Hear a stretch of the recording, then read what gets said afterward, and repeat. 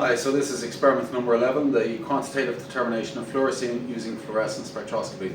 We're going to be using the new Shimadzu system that we've got here, but we're also going to build a fluorimeter ourselves and test the samples that you're going to make up, or your standards that you're going to make up here following the procedure, and then determine the concentration of an unknown using both the homemade DIY system and the commercial spectrometer that we've got here as well.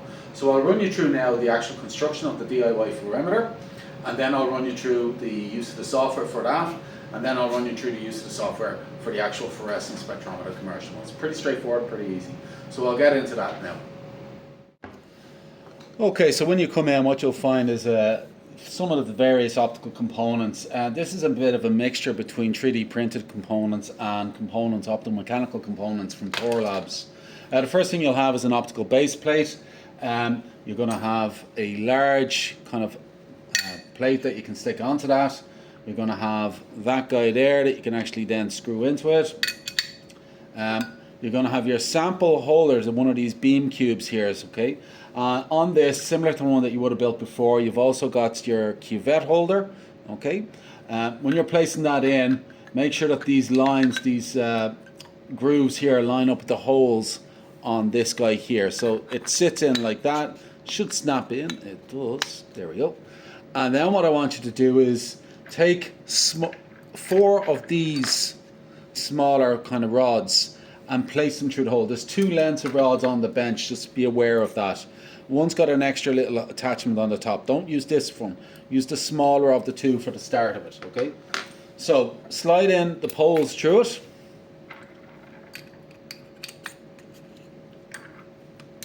Same way that we did on the first experiment.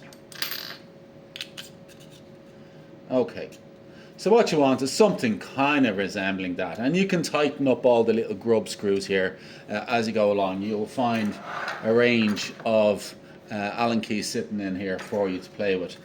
So at the moment I'll just tighten up one or 2 of these guys just to secure it just a tad, just to make it a little bit better in terms of that.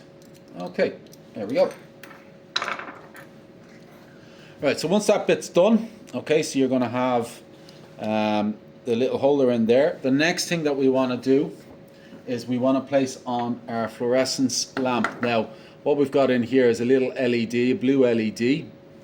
Okay, it emits light at 420 nanometers. Okay, so that it emits at the excitation wavelength that we want. So we're going to place that on here, and again, just tighten down the screws so it sits nice and neatly. Unfortunately, some of these grub screws are of different metric sizes. It's just some of these are older plates than others. Alright, so I'm not going to tighten them all, but you will. You plug in the cable in here, okay, and then plug that other end of the cable into the USB charger. So that's going to be your light source. The next thing that you want to do now is connect up this bit. We're also going to blank off these guys. So you use the blanking flanges. So just screw them on, similar to the way that you did before.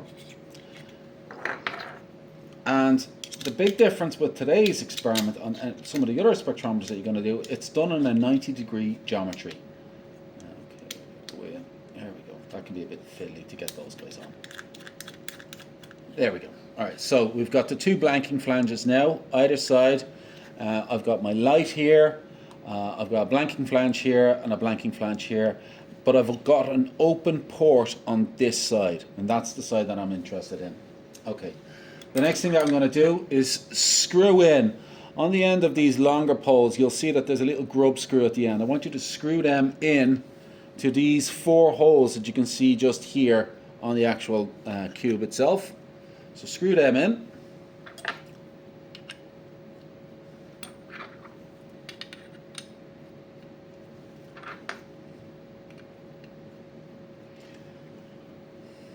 Finger tight, that'll do. Okay, so once you've got the 4 posts attached to it, I want you to take the lens assembly here, and I just want you to slide it on. There is an orientation on that as far as I remember. Slide it on so it's nice and tight, and it should slip in right into the very, very edge. Just tighten the grub screws on that. The next thing I want you to do is I want you to take these four little spacers and just slide them around the sides of that, like so.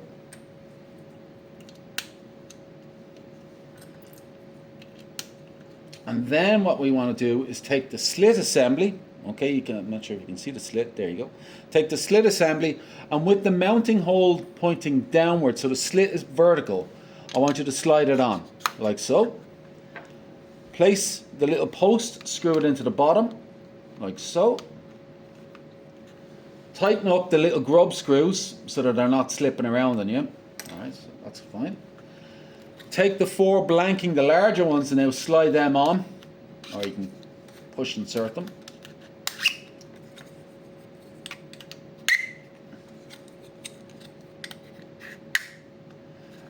Once that's done, you've got it like that. The next thing to do is to take the camera module.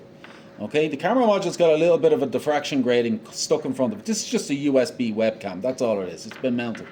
I want you to just place it so that it's sitting like that at the very, very end of it. Okay, doesn't really matter too much about the orientation, but you don't want the wires kind of dangling. So whatever works for you, that's probably the easiest if you do it like that.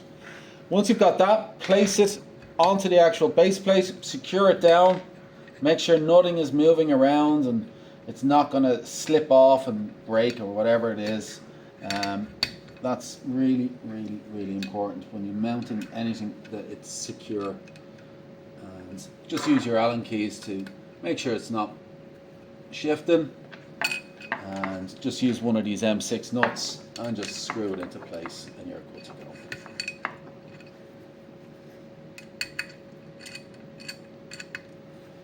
Okay, so what I'll do now is I'll just tighten this up.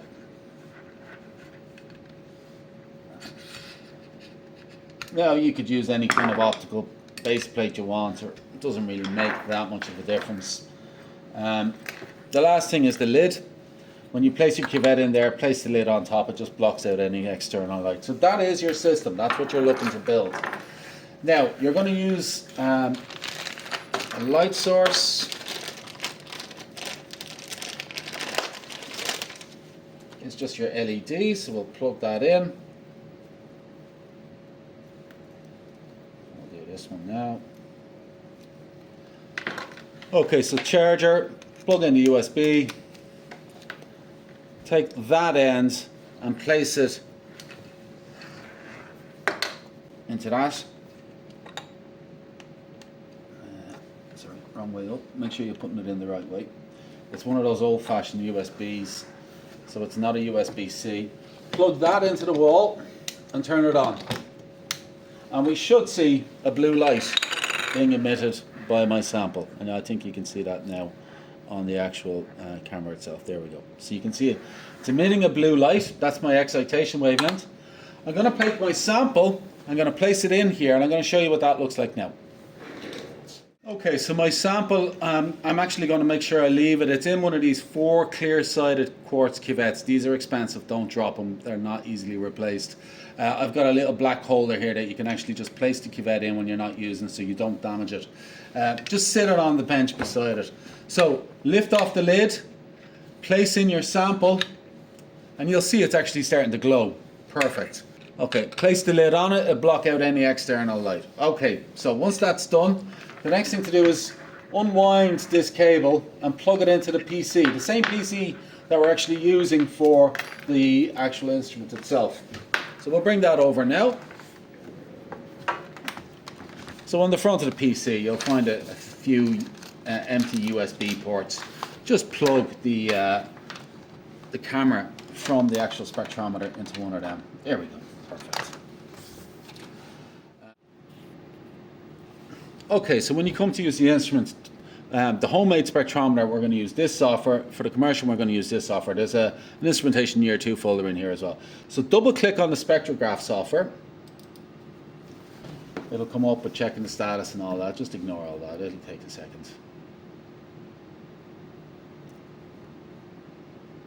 You should see this window open up. Maximize the window. Click on acquire. And this is actually shown to you step by step in here, so you can follow it as well. Click on device type up here, webcam down here at the bottom. Click on connect. It should show trust webcam. It'll bring you up this screen here. That's perfect. I want you to then click on this icon here and change it to continuous, and then click acquire. And what we should see is a green band, okay, like so. Now we could set this, calibrate this to various wavelengths, and that's easy to do. You know where this peak is. You'll also have a blue peak in here, but the way that that spectrometer is actually set up, we're not picking up. So all I want to do is basically measure the height of this peak here. Okay, that's all I'm really looking to measure. But you can see that that's trailing off. It's actually different wavelengths. So that's one wavelength, that's a different. So it's measuring wavelengths here, and we could set it up. And as I change that, put in higher concentrations, I'll see the height of this peak get bigger and bigger and bigger, and this image will get brighter and brighter and brighter. So all you basically do is you, on screen, estimate where the cursor is, and you can do that from down here. You'll see it's at position 50, but the height is what I'm interested in. It's at about 16.32, thereabouts, all right? So you would write that down for your measurement, for your sample, okay? That would be the first one. You then take the same sample, once you've measured it on the homemade system, and then place it, so I'll take it out of here, and I'll then take that sample and place it into the commercial spectrometer. So in the commercial spectrometer, you lift this lid up gently, place the cuvette in, so it sits in there in that little holder, close the lid, come back over to the software. It's down here at the bottom. Minimize that screen. You will find the software should already be open for you, but if you just come down here to the bottom and hold your finger or the icon over that little icon and then just bring it up and click into it. Alright, that should work. Click on it. If you click connect on this, it will connect to the instrument. All you have to do on this is press start, the green button up there. Once your sample's in, and what you'll get is a trace like that with the wavelength on the bottom and the height. Now you can use the cursor. If you right click and go cursor, and you can select where you want a crosshair or no cursor on the screen here. If you select that you want crosshairs, you can just put the crosshair at the top of the peak and read the value directly off the screen. Okay, there is other ways, more flash and more professional ways of doing this, but this will work. It's simple and it works. All right, so we're going to measure the height of these peaks for all 5 standards, plot them on both the DIY and the commercial system, and then we run our sample on the DIY and on the commercial system, and then that's what you'll do. Use the equation of the line to determine the concentration of your unknown. So that's all you got to do. Straightforward enough. Once you're finished, disassemble a spectrometer. Be careful with the 4-sided clear quartz cuvettes. Don't break that. That's expensive. Leave the instrument on when you're finished. It'll all be taken care of by the technician or myself. Okay guys, that's all you have to do.